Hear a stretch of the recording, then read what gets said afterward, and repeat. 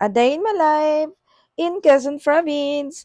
Good morning mga ka-tiny!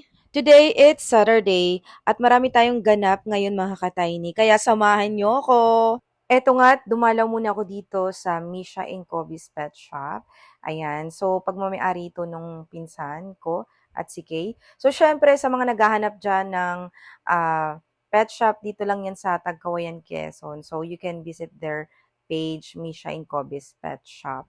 So syempre, ang ganap ko talaga is maghanap ng salon and gusto ko nga kasi pedicure. So, ito nga yung nahanap kong salon and thank you sa service. Good service po. Pagkatapos ko nga sa salon, dito nga ako dumiretso para magkape. Kung di ako nagkakamali sa New Cafe and Bar, so dito lang niya matatagpuan sa Lagdameo Street sa Tacoyan, Quezon. And you can visit their page as well. Napaabagap lang yung pagpunta ko dito, walang tao. So, ang nabutan ko lang dito is yung stop. Hindi pa siya bukas.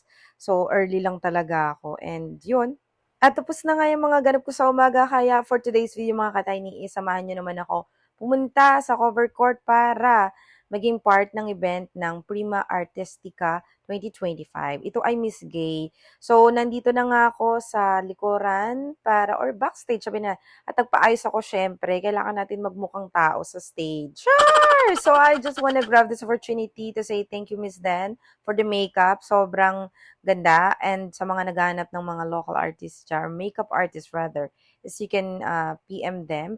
And by the way, ito na nga yung ganap natin sa Prima Artistica 2025. Sobrang gaganda ng mga candidates as in. Grabe, super fan talaga ako ng mga Judigs kasi sobrang gaganda nila. Mas maganda pa sila sa akin. Oh my God. Char. So, syempre, ipapakita ko dito ng very slight yung mga kaganapan. Kaya, keep on watching, okay?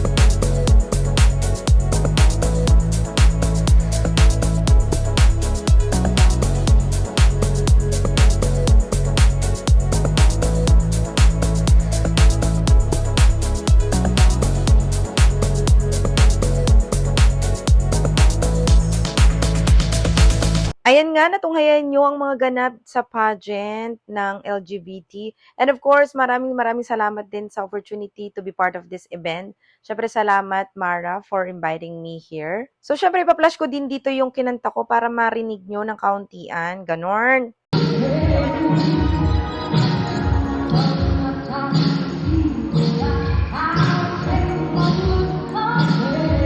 So, ayan na nga po, narinig nyo na yung aking boses. Maraming salamat for supporting me as always, for believing me. And I love sharing my talent to our community here in Tagkawayan, Quezon, syempre. And nagpapasalamat din ako dito sa aking mga chaperon, ang aking sister and her best friend, and syempre si Joanny, maraming salamat. So, ito na nga yung part ng awarding. Syempre, naging part ako nito kasi nga, alam nyo na, tumulong din ako dito para maging sponsor ng event na to. And I'm really happy for that.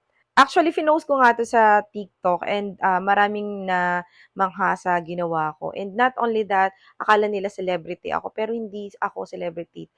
Tamang tao lang po ako. Char! So, syempre, ang saya ko dito kasi alam nyo na, ang tagal-tagal ko nang hindi ginagawa to. And sa totoo lang, ang dami ko nakita uli yung mga hindi ko nakikita, 'di ba? Yung mga friends ko na matagal ko na din hindi nakikita. Kaya sobrang saya ko nito. It's worth it to go back to my hometown again and again. Lagi yan. Kahit na ninirahan na ako sa Manila, hindi mawawala sa akin ang Tagkawayan. Eto nga, in-announce na nga yung winner dito. Syempre, congratulations to all winners. Ang gagaling nyo talaga. Super. I'm so proud of you, mga kabaklaan. Sobra. Ang gaganda nyo pa, nakakainis kayo. Char. Syempre, maganda talaga sila, honestly. Kaya ngayon, hanggang dito na lang mga ka-Tiny. Maraming maraming salamat po sa lahat ng sumusuporta sa akin. And to all people out there, just be happy and enjoy life. Hanggang dito na lamang mga ka-Tiny. See you next time for my next video. Have a good day and take care. Bye!